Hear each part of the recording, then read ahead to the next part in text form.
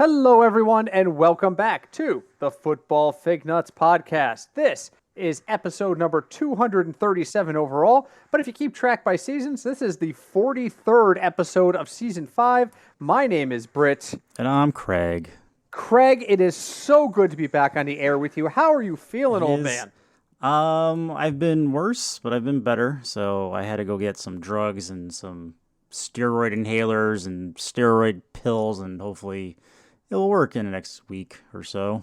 We'll see. Whenever somebody says to me, get some drugs, all I can hear is the scene from The Naked Gun where Norberg asks for drugs. Oh, Frank. Heroin, Frank. It's a tall order, Norberg. You're going to have to give me a couple days on that.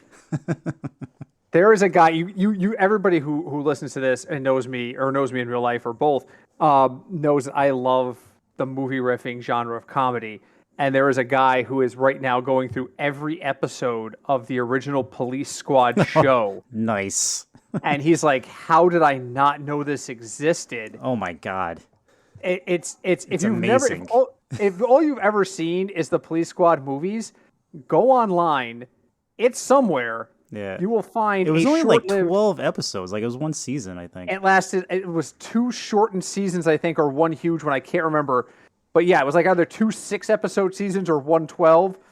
But yes, before there was Police Squad, the movie, or Naked Gun, from the files of Police Squad, there was a TV show called Police Squad, which was essentially episodes of the Naked Gun. Yes.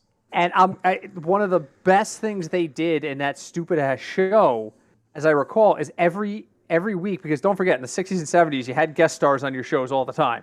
Like, you saw that even to the 80s, like Murder, She Wrote always had like Charles Nelson Riley on as the guest murderer kind of thing. But they always murdered their guest star in the opening segment of Police Squad.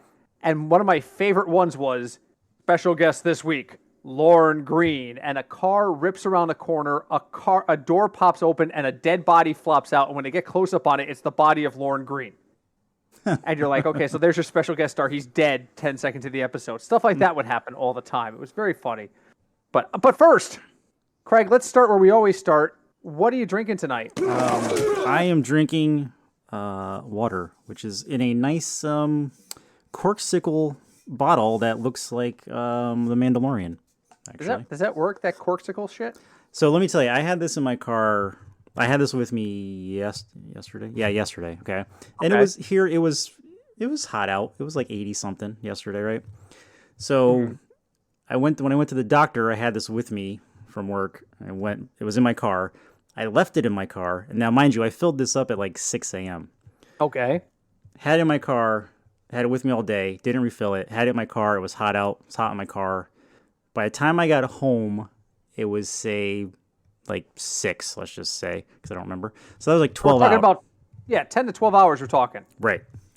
And I opened it, it was still cold. Wow. It worked very well. Oh, well. Well, then you know what?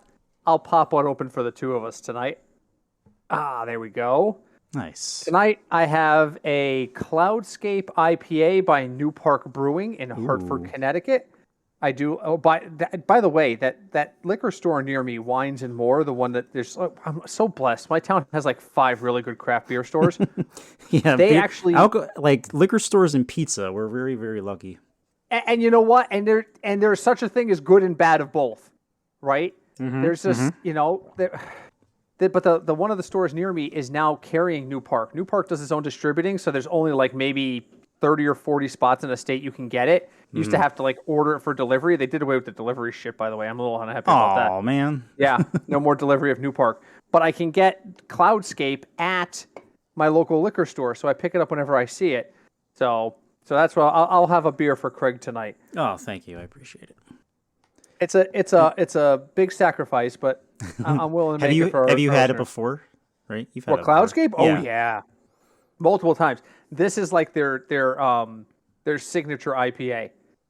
It is fantastic. I've given you cans of this before. I guarantee if I handed you a can more of this, than likely have. Oh, I know I have. I'm pretty sure you have. I know I have. I just didn't know if that was one of the beers that they change, like every time they make it. Right. But no, use the same name. Yeah, oh yeah, because the Blender series does that. They make what's called the Blender series, which is their sours, and it's different fruits every time. Yeah. Like, you can't just sit there and go, give me the blender. You got to, this is blender boysenberry, and this is blender raspberry. Yeah. They even got one called, like, blender brunch, which I was like, what the hell is brunch? Yeah, that one's good. Christy likes that one. But anyway, all right. I still miss Burger Monster. That's me. Oh, my God. So good. Yeah, so much. So good. I miss it so much. Sorry. But anyway, on to burning hot takes. You want to give me one to receive tonight? You know what? Let's. I'll give. Why not? We'll change it. What do you got? So it's the off season, or it's almost preseason, which means players have to go to workouts. Yeah. Some of them not mandatory. Some of them by now are mandatory. Mm-hmm. So my quick question to you is, like, there's a lot of players who are not going to one or both of these workouts. Mm-hmm. Is that cause in your mind for concern for players' futures on said teams that are doing this? It really depends on why. If somebody's coming off an injury or has an injury history, no. If it's a situation where there's concerns about, like, contracts, like we're hearing all this stuff out of Washington now about Terry McLaurin, right? Mm-hmm. And Terry McLaurin's like, I'm not showing up for minicamp, blah, blah, blah, blah, blah. Okay, that makes me a little nervous. Although Ron Rivera came out today and said that he thinks the deal's going to get done. That makes me a little nervous. If you say to me, well, Evan Engram has been excused from mandatory minicamp so he can get healthy. I'm trying to think of another guy who gets hurt all the time. Will Fuller, I know he's not on a team right now. But, those kinds of guys, I'm not worried about it. If it's an older player, I'm not worried about it. These guys they need their rest, and sometimes giving them rest in the offseason is the way to go. So it depends on the situation, but generally, no, I don't really worry too much. I'm not worried about camp until camp physically opens. If that makes sense. That makes sense. And OTAs are not camp. Mini camps are not camp. I'm talking about it's August and the entire team is assembled and you guys are starting to assemble playbooks. That's when I worry. All right, that makes sense. So what about you? Yeah, same kind of thing. You really need to see the reason why they're sitting out. Like, right. Example, Alan Lazard. What are you doing? He signed a restricted free agent tender on Monday, and he's still sitting out. I think. Is he sitting out with permission, or are you just being a jerk about it? He wasn't at the minicamp last week, but doesn't say if he's going back. But he signed the free agent tender, restricted free agent tender. Like, is he? No, he's annoyed. He's annoyed. So I mean, the thing is, like, teams have different patient levels with players. Mm-hmm. So I think it also depends on the team. Yeah. With a team like the Packers and having a quarterback like Aaron Rodgers, like, I don't know his relationship with Lazard, but it's kind of known if you follow football and you watch Aaron Rodgers play, if you're a receiver and you piss him off, you don't get the ball very often. So it's just not a good way to start the season. So, all right. So for my question, I want to give you a couple of games. Is this week 1 I'm looking at? No. Hold on. There's a schedule in front of me. It must be because there's a Thursday night game. Is it this year? Yes. Okay. There are 2 pairs of games that jump off of the week 1 schedule for me for different reasons. Okay. One's a tremendous couple of matchups, and one is like, don't I have somewhere else to be? Oh, sad. So let's start with the good matchups. Which one of these two? So as I'm pitching this, hypothetically, you can only watch one. Hypothetically. Okay. Which one are you clearing your schedule for? Opening night, Buffalo at the Rams, or Kansas City at Arizona? I think I would go with Buffalo and the Rams, only because that's the what if Super Bowl matchup. Yeah. So I would probably go with that one first. I can't answer this question, obviously, because I'm biased, but I mean, I looked at those 2 games. Those are clearly, in my mind, the best 2 games on the schedule. Now, let's do the flip side here. You have to watch one of these games. Okay. Cleveland at Carolina, Oh boy. or Philly at Detroit. Oh man. You know what? I'm someone that would like to see Detroit win, so I'd say Detroit. That's where I would go too. So in what we do, there's two levels of prediction. There's what I think will happen, and there's what I hope will happen. True. What I hope will happen is Detroit gets to like 9 wins this year and starts to really show some improvement under Dan Campbell. What I think will happen is a meteor will strike whatever is good in Detroit in the face. And by week 6, they'll be the 1-5 Detroit Lions. That's what I think will happen. So, yeah. Yeah. But yes, Philly, Detroit. You know what? Can I just take a quick one? I want to look at the Detroit schedule. Okay. We do this later in the year usually, and we do have 2 more weeks before the end of the season, our podcasting season. I want to just let's play that game though, really quick, because there's not a ton to talk about.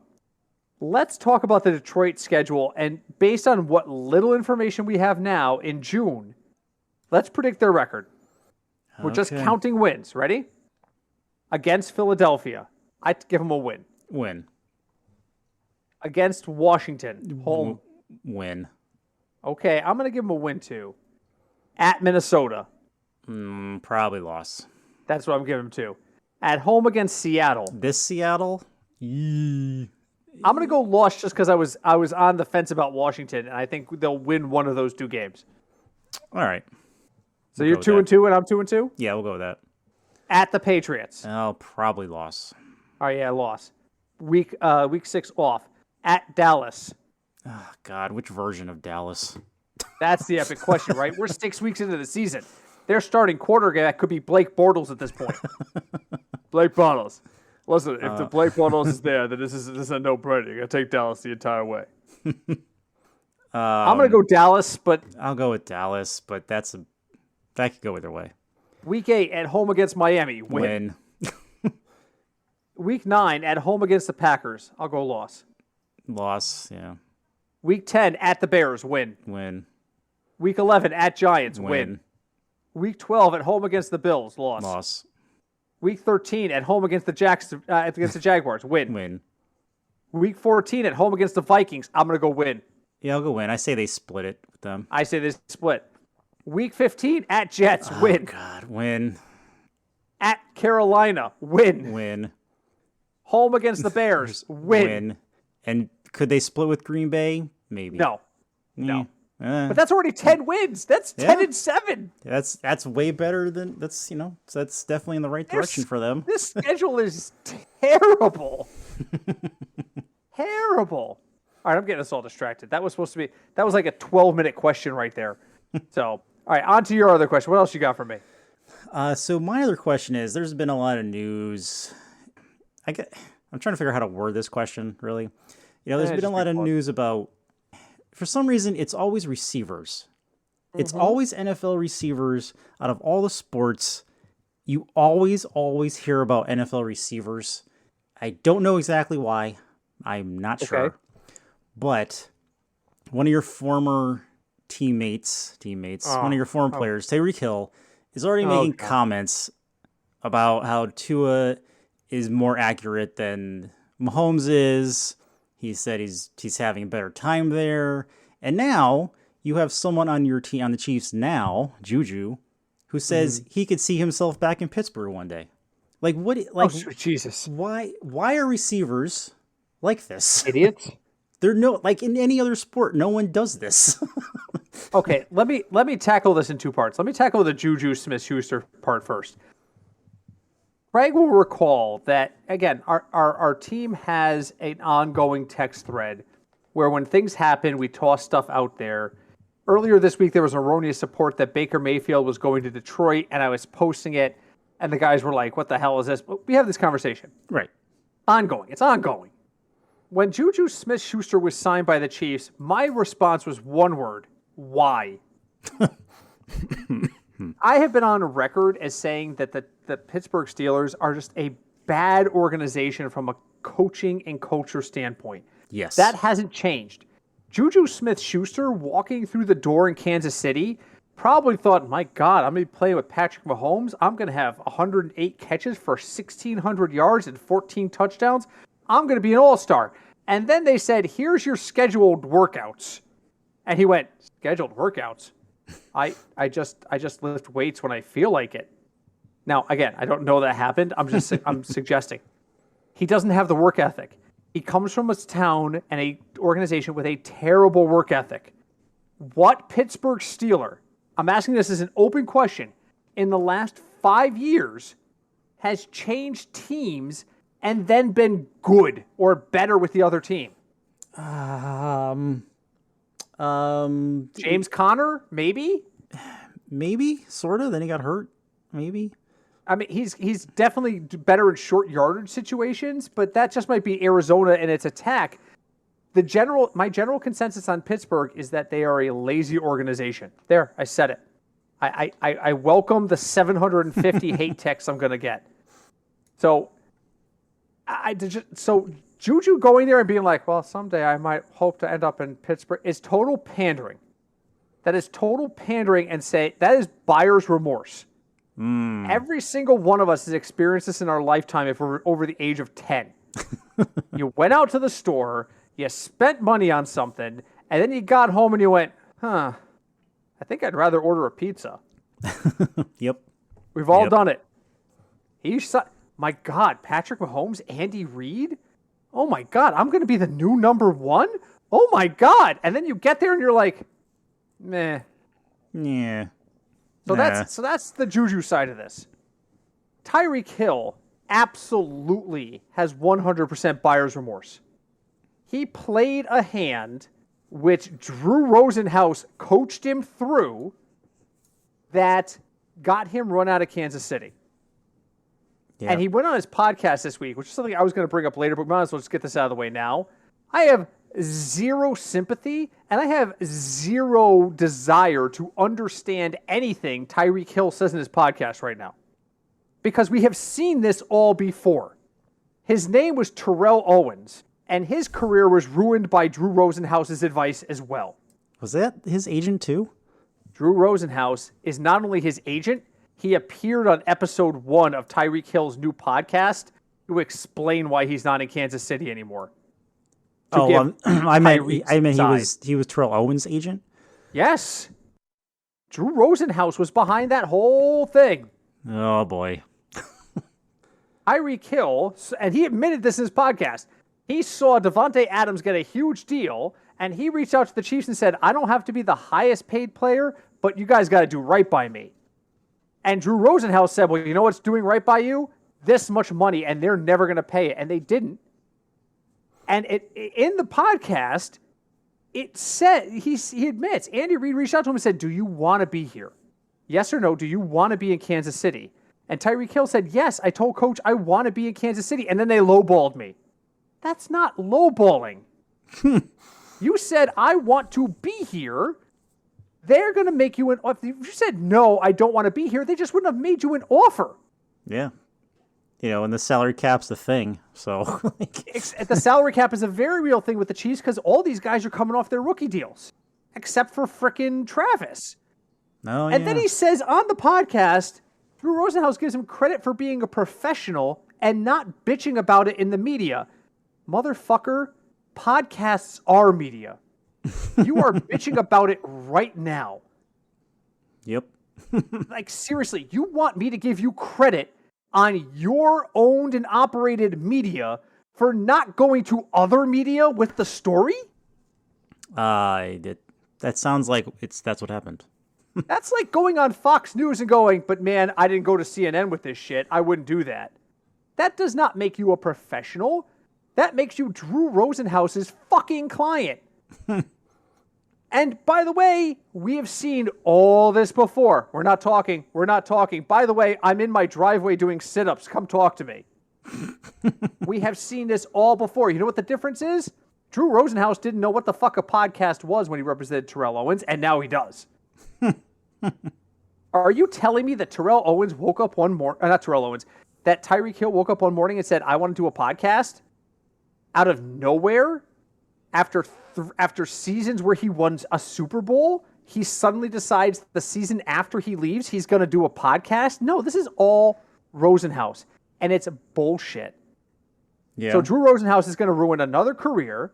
He's going to say whatever he needs to say to feel like he made the right decision by forcing his way out of Kansas City. And at the end of the day, Tyreek Hill, I'm saying it right now, Tyreek Hill becomes irrelevant in 2022, and we never speak his name as a top wide receiver again. And it's his own doing for listening to Drew Rosenhaus.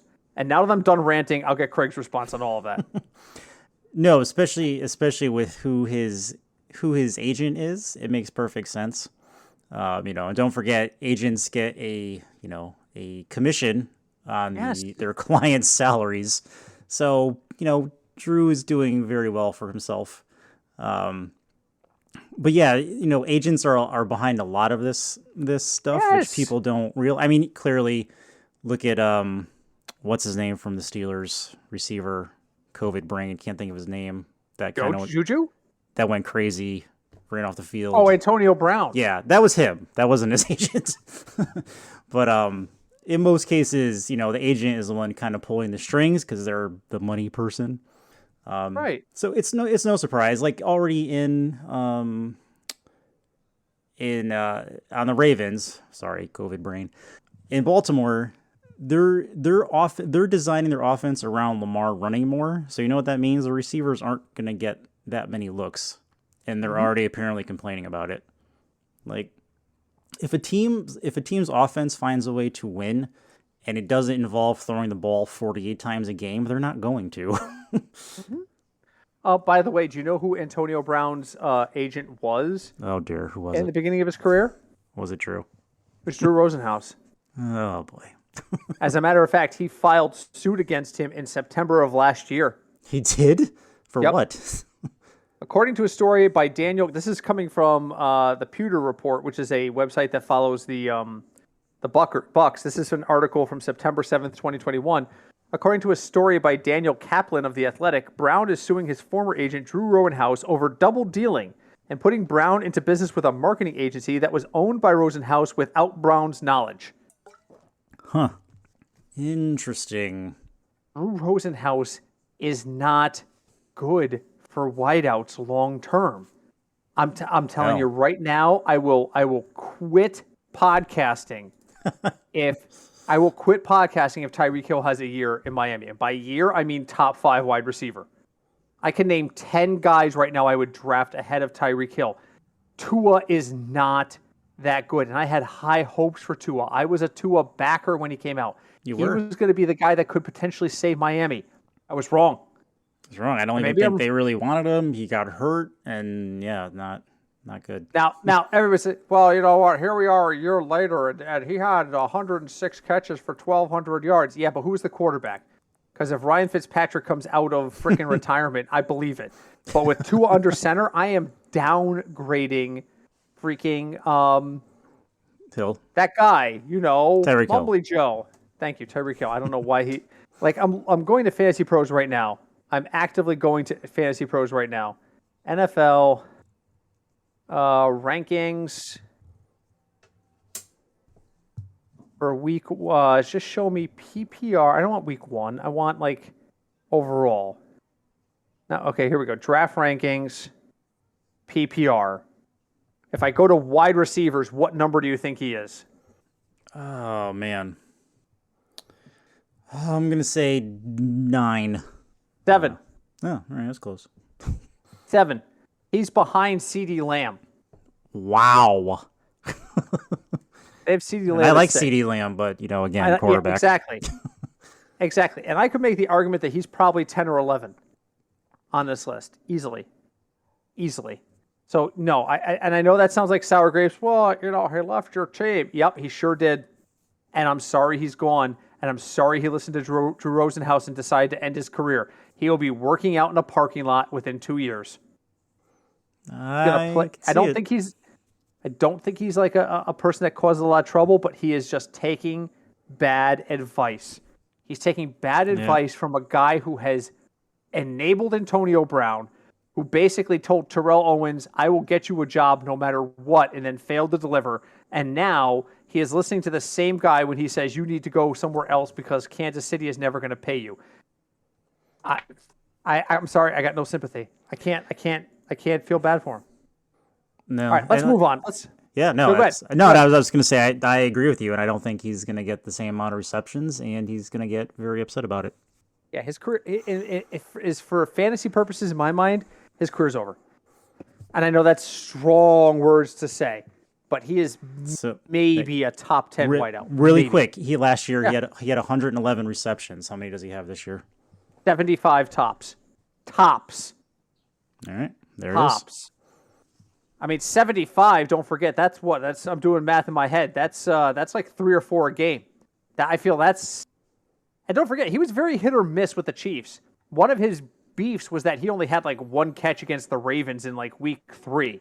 If you go back and watch that game, nobody caught the ball against the Ravens. They were trying to play away from Tyreek Hill because that's what the Ravens expected them to do. Yeah. Perspective. Have some perspective on where you're at and who you're playing with, and I just don't feel like he does. All right, moving on. Quick side note. Minkah Fitzpatrick signed a 4-year, $73.6 million contract with the Steelers, which makes him the highest paid safety in NFL history. Jesus. Not really a fantasy impact, but 4 years, $73.6 million. Craig, your thoughts? That is a lot of money for a safety, and I hope it works out for him. You know what that says to me? Somebody walked into the Pittsburgh room and said, Big Ben retired. JuJu's gone.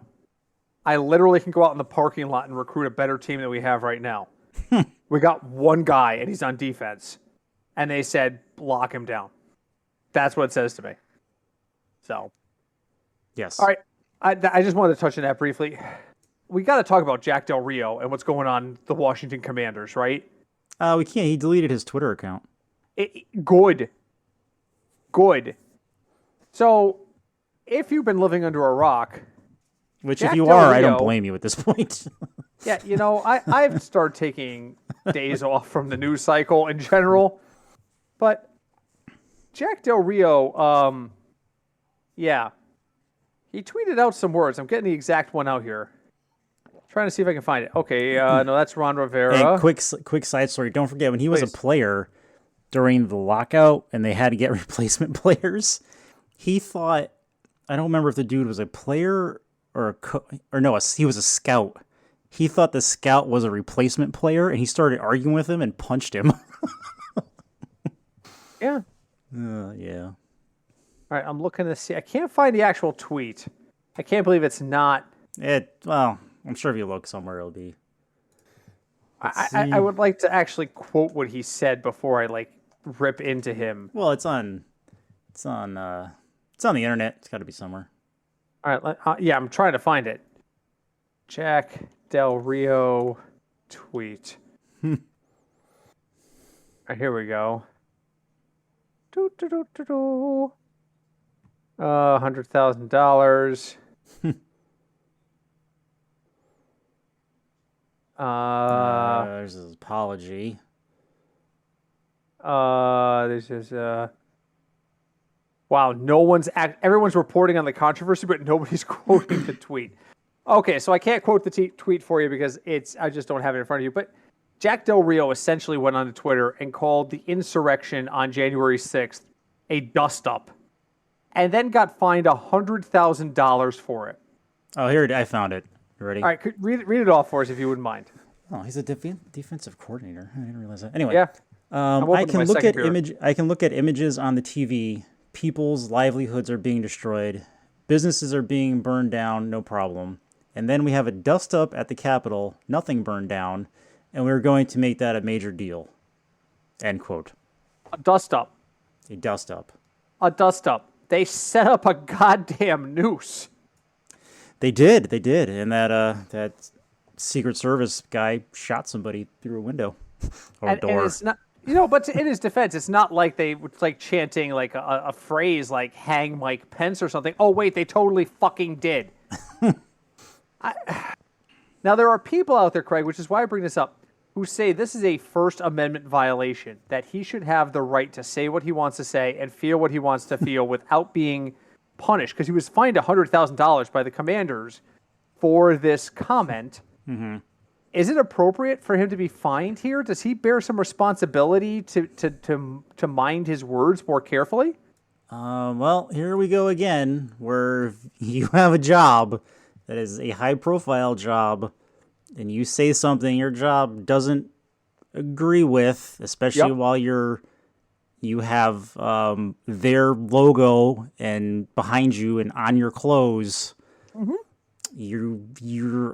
Your freedom of speech right goes away and you're doing it on their time. So yeah.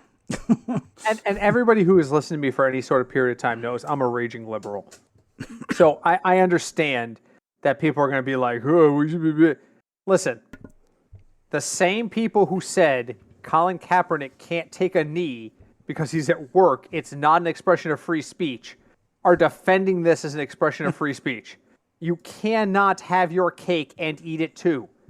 Yes. If Colin Kaepernick cannot protest because he is being paid to be there, then Jack Del Rio sure as fuck cannot put up a Twitter account that describes him as the defensive coordinator of the Washington Commanders and put up that tweet. You are representing your team, and you can't have it both ways, and it drives me nuts.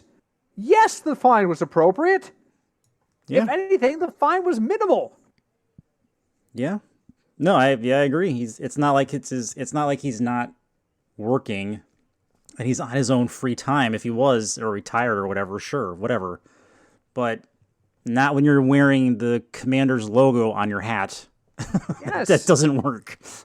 Yes. Your job tells you what you can and can't do for the most part, and that's just how it is. Period. If you are, and this is an area I never thought we'd be bringing into this podcast, but I'm going there. And Craig just got very nervous. If you're a fan of OnlyFans. Why has that been brought up so much lately? I don't know why. Yeah, it's out there. Well, we're going to start our OnlyFans, but it's just going to be pictures of me sitting at the computer talking to you. So nobody's going to, we're going to be one subscriber, and it's probably my grandmother or something. I don't know. Anyway, if you're a fan of OnlyFans, you've heard of a streamer named Amaranth. She's recently expanded back into Twitch, and Twitch is a platform that I do a lot of work on in my daily life outside of this podcast. And she maintains 2 Twitter accounts, one as Amaranth and one under her actual first name. Why? Because she wants to be able to promote her brand, but she also wants to be able to have a private Twitter.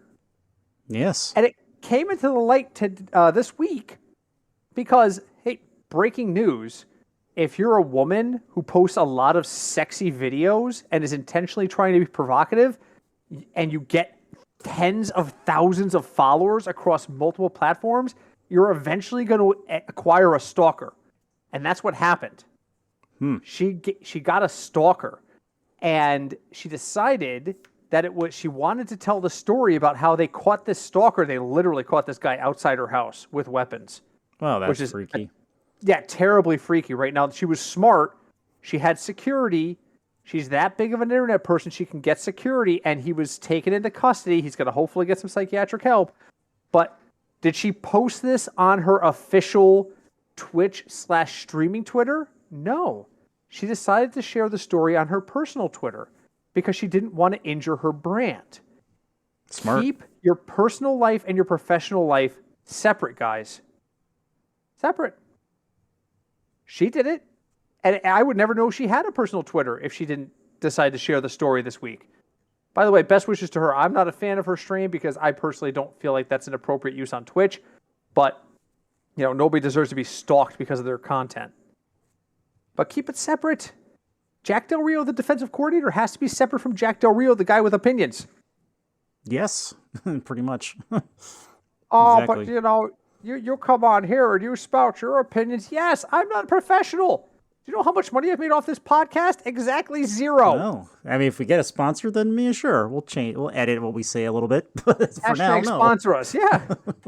No, we consider ourselves professional fantasy football players who do a podcast because we like sharing our knowledge. no one is paying us to do these episodes.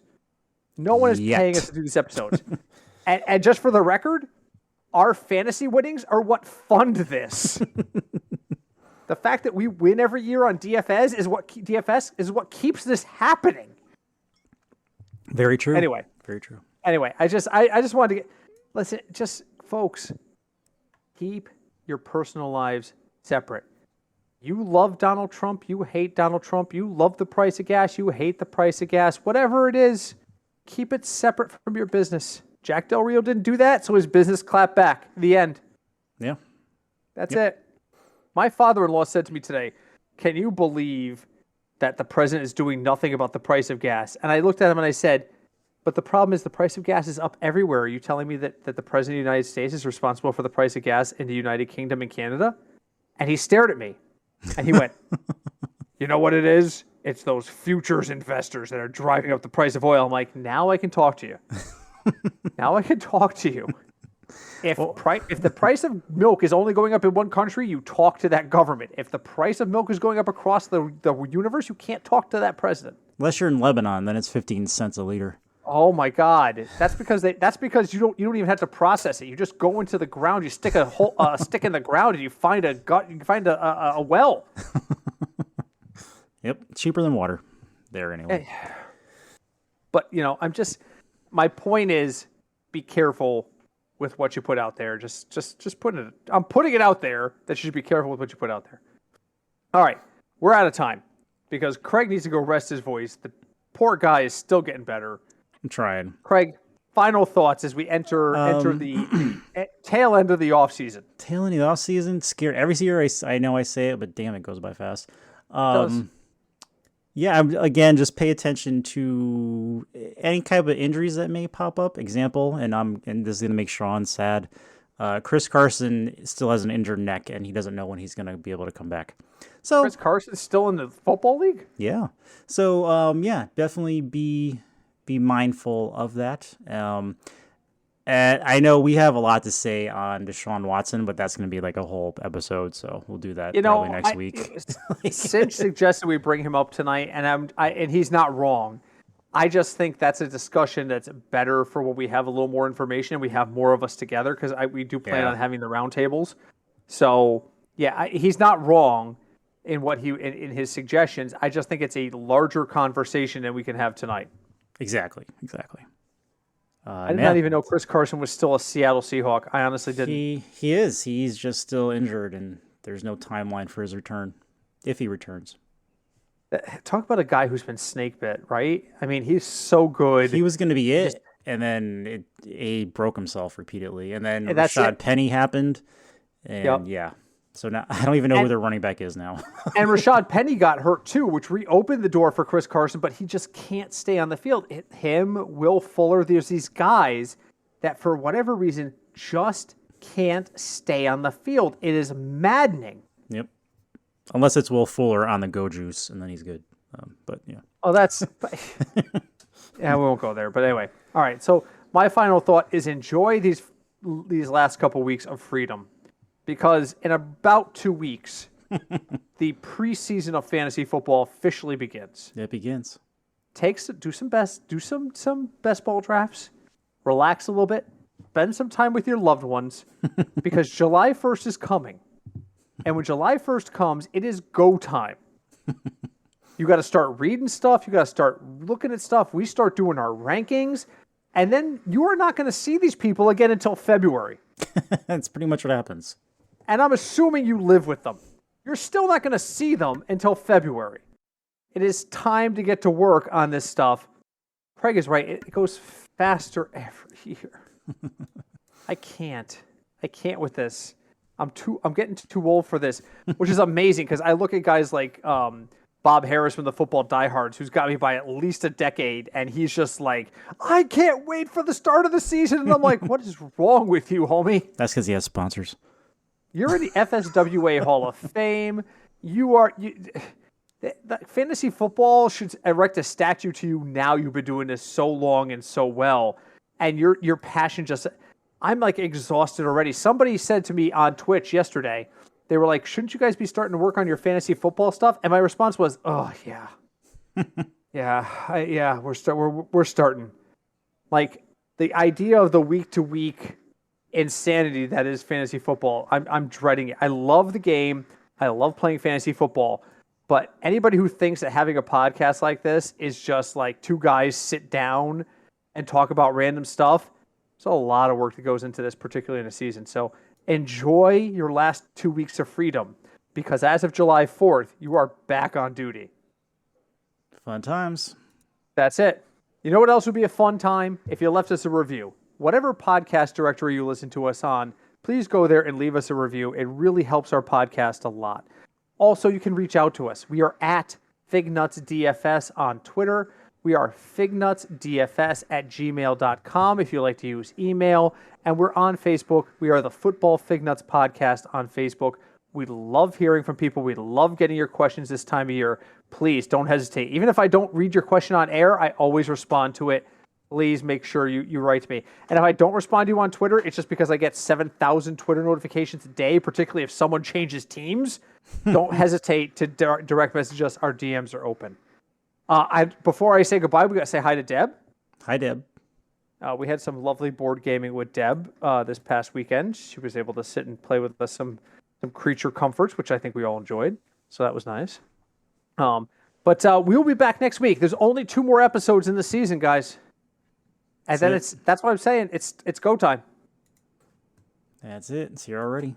That's it. Season 6 is on us already. I sent out a message before we sat down saying, contributors, it's time to start working on your rankings. So we'll wait to hear back from them. Until we meet with you guys next week, thank you so much for listening. We appreciate each and every one of you. Please reach out. Leave us a review. Any way you want to reach out, we really appreciate it. Until we speak again, my name is Britt. I'm Craig. And we are the Football Fignuts Podcast.